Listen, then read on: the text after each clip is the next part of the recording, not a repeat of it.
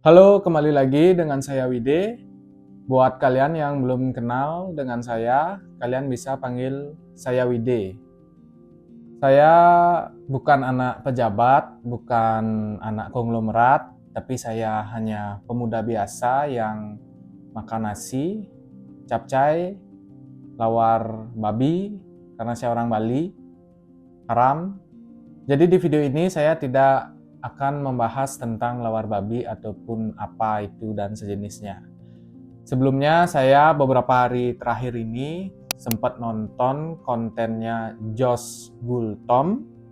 Jadi kontennya itu membahas tentang cara mendapatkan cuan puluhan juta di 2025 dengan bantuan AI. Tapi saya tidak akan membahas bagaimana cara mendapatkan cuan puluhan juta, ratusan juta, miliar dan cara menggunakan AI, tidak. Akan tetapi saya di sini akan membantu memberikan solusi kepada netizen yang berkomentar di konten tersebut. Sebelumnya kalian bisa baca dulu komentarnya.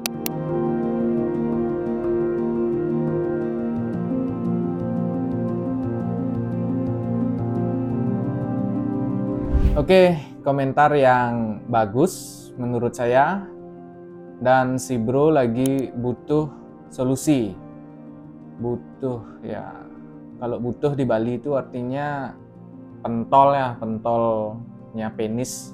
Baik, solusi yang sangat cocok untuk Bro Al-Mahadi dan kalian yang mengalami situasi dan kondisi yang serupa, yaitu belajar pemberdayaan diri. Apa itu pemberdayaan diri? Pemberdayaan diri itu adalah kita mempelajari diri kita sendiri lebih dalam, yaitu kita memahami, terus mengakui dan menerima.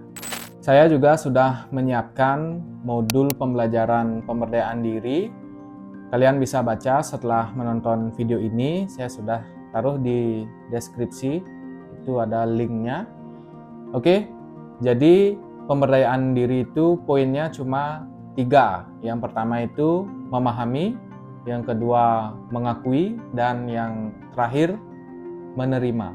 Berdasarkan komentar yang disampaikan oleh Bro Al-Mahadi, dia mengatakan bahwa tidak memahami dan tidak menangkap isi dari video tersebut.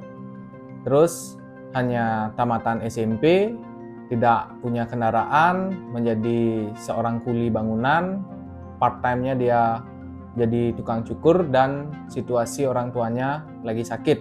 Jadi hal yang harus bro lakukan yang pertama itu memahami bagaimana situasi itu bisa terjadi.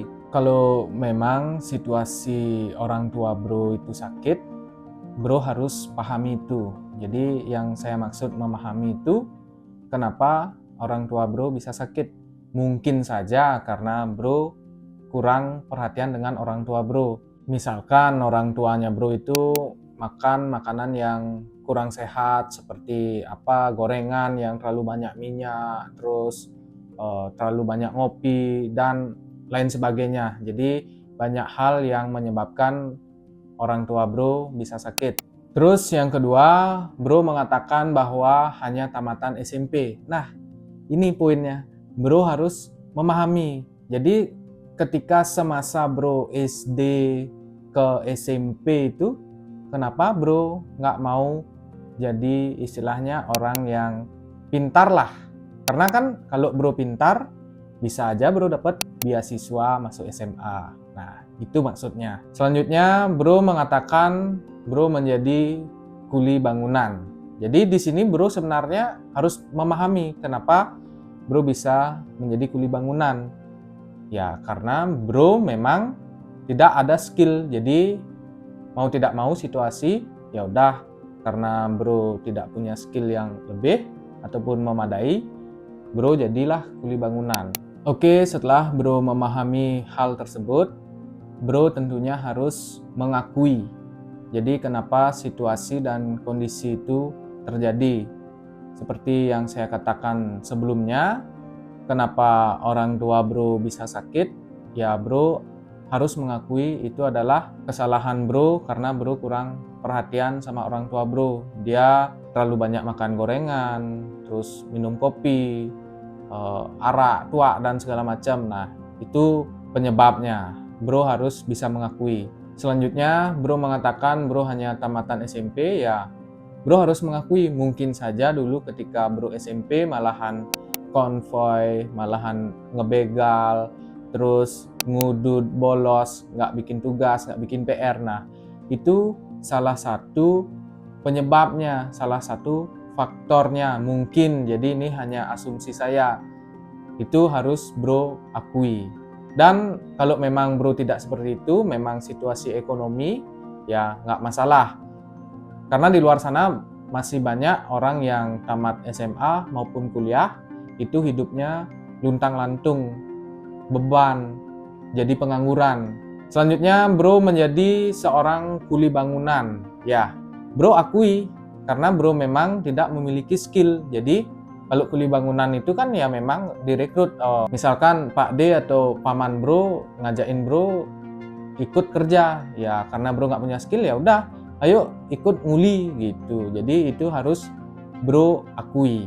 Oke, setelah bro memahami dan mengakui situasi serta kondisi tersebut bisa terjadi, yang dimana bro itu betul-betul memahami kenapa hal tersebut terjadi, dan bro mengakui bahwa hal tersebut terjadi karena campur tangan bro sendiri. Selanjutnya bro harus bisa menerima. Jadi menerima ini harus dengan ikhlas, sesuai dengan isi hati dan pikiran. Karena ketika bro masih memiliki mindset ataupun hati bro masih berbicara, saya sudah mengusahakan dan saya berusaha untuk tidak menyalahkan keadaan seperti yang bro ucapkan di komentar, yaitu tidak menerima. Jadi bro masih tidak ikhlas. Yang bro harus lakukan menerima. Setelah bro bisa menerima itu dengan ikhlas, ya caranya bro bisa menerima ya harus pelajari pemberdayaan diri. Setelah bro bisa menerima, saya yakin dan saya jamin bro pasti akan muncul sebagai pribadi yang baru. Kalau bro mungkin nonton Timothy Ronald, tuh dia bilang-bilang yang namanya monster. Nah, bro akan muncul dengan gaya yang baru. Bro akan jadi monster yang dimana itu akan membawa bro menuju jalan kesuksesan. Ya, jadi dengan bro mengakui bahwa bro jadi kuli bangunan dan bro bisa menerima, ya bro harus upgrade skill bro di sana.